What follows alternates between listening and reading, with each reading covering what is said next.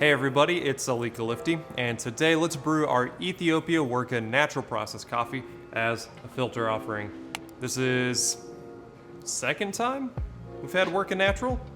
I don't remember. We've had a lot of Worka. We had Worka carbonic maceration here recently. Now we have normal, dry, or natural process Worka. This is really stinking good. Especially kudos to the roasters on this one. When you grind this, one, it's super aromatic. Two, the flavor profile, the roast profile is super even throughout this. This is one of the most uniform colors in ground coffee I think I've seen. But I'm also colorblind, so take that with a grain of salt. But keeping with our theme of things, like I said, it's competition season in some of these other videos, and we're going to start to see some trends or some things I'm working on in recipes or looking at for recipes. We're going to see them show up in some of these brew guides. And for right now, for this big release of coffees happening this week or whenever it is you happen to watch this video, our theme is long blooms and how it affects our extraction and our finished cup. So, same thing for this coffee. I've got 20 grams of our Ethiopia Worka Natural. This is ground medium fine. I ground this on 12. On the Brazza Encore, this will be 22 clicks on your Commandante C40. And we'll be using 300 grams of 200-degree Fahrenheit water. So, let's get brewing. Got my Kalita Wave, so work just fine in any size, not any size Kalita Wave, any material Kalita Wave. You can also do this recipe, similar with all the other ones, in a V60, another cone brewer, and the Stag X, and we're gonna get really good results. First things first, let's wet this paper filter. The Kalita, I like to punch the water straight in the middle, and then work my way around the outside. Should feel some heat on the brewer. That paper smell should subside a little bit. Dump this. Dose our coffee. Shake it flat. Boom. And tear your scale. Your timer ready to go. And we are ready to make ourselves a cup of coffee. First thing I'm going to do is I'm going to bloom with 50 grams of water. Start your timer. Get in there and wet all this coffee.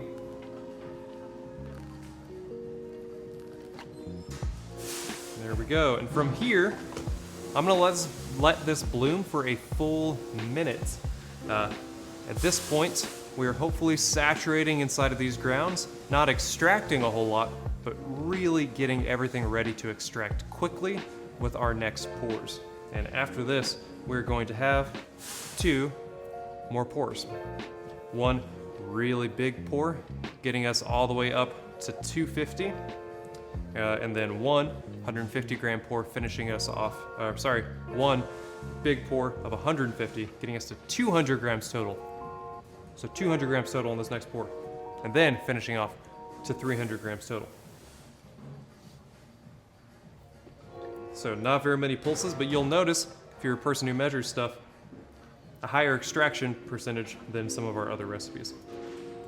So I stick there in the middle for a little bit. Work my way around to the outside, and let's get all the way up to 200.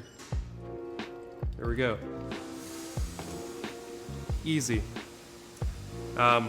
If we grind too coarse and let this water just drain all the way through super fast, we're gonna have kind of a grassy cup.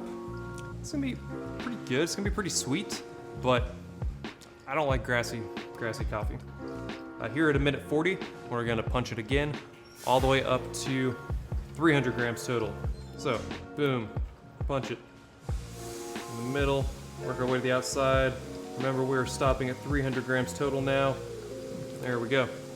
Let it do its thing. If we grind too fine and just choke this filter up, don't let it drip through in a timely manner, then we are going to experience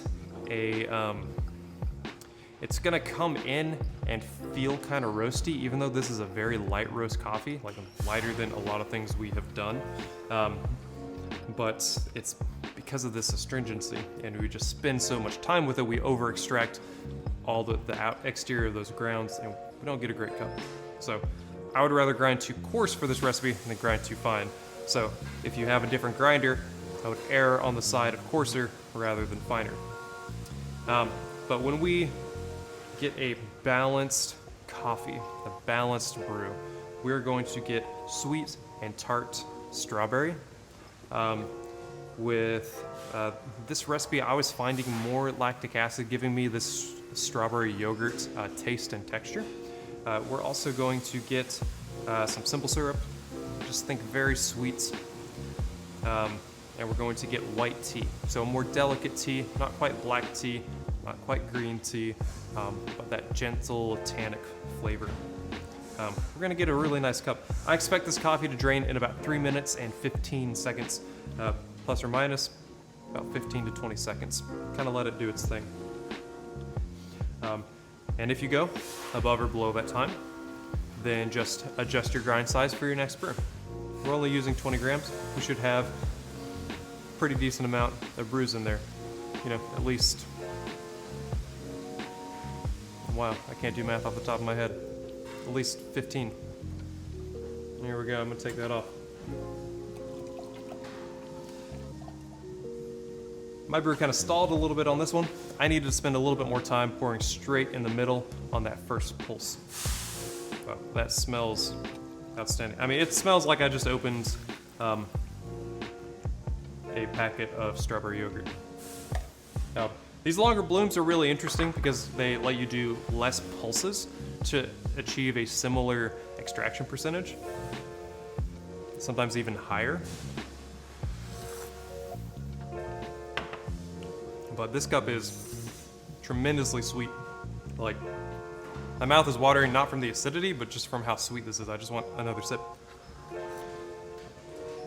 But you can also feel free to serve and enjoy.